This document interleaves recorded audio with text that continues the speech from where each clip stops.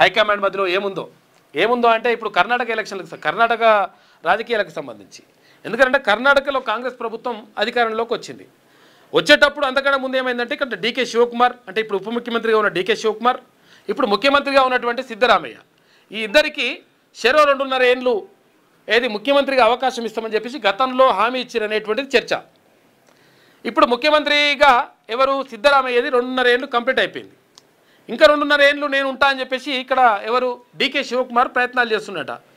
దాంతో లేదు నేనే కొనసాగుతా అని చెప్పేసి ఈయన కూడా ఎవరు సిద్ధరామయ్య అక్కడ ఏఐసిసిని ప్రసన్నం చేసుకోవడానికి ఢిల్లీ పోయిందంట. ఆయన కూడా ఢిల్లీ పోయి తర్వాత ఆయనతో పాటు కొంతమంది నేతలు పోయి మేమే ఉంటామని చెప్పేసి ఈయన మేమే ఉండాలని చెప్పేసి మాకు ఇచ్చినటువంటి ఏదైతే హామీ ఉందో, ఏదైతే ప్రతిపాదన ఉందో దాని ప్రకారము లెక్క ప్రకారం నడవాలని చెప్పేసి ఇక్కడ ఎవరు డీకే శివకుమార్ అంటున్నట. దీని మీద కొట్లాట నడుస్తూ ఉంది వాళ్ళది. ఇది కర్ణాటకకు సంబంధించి. కర్ణాటక సీఎం వార్ ఢిల్లీకి షిఫ్ట్. ఢిల్లీకి వెళ్ళిన శివకుమార్ అనుకూల ఎమ్మెల్యేలు శివకుమార్ వాళ్ళే లేరట. ముఖ్యమంత్రి మార్పుపై అధిష్టానంతో చర్చించే ఛాన్స్ ఉందంట.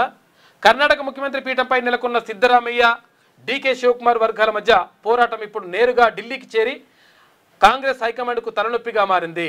నవంబర్ 20తో ముఖ్యమంత్రిగా సిద్ధరామయ్య పాలనలో తొలి 2.5 ఏళ్ళు గడువు పూర్తి కావడంతో, అంటే ఇప్పుడు ఇవాళంతా 20 తారీఖు నాడే అయిపోయిందట, 5 రోజులు ఇంకెక్కువ అయింది.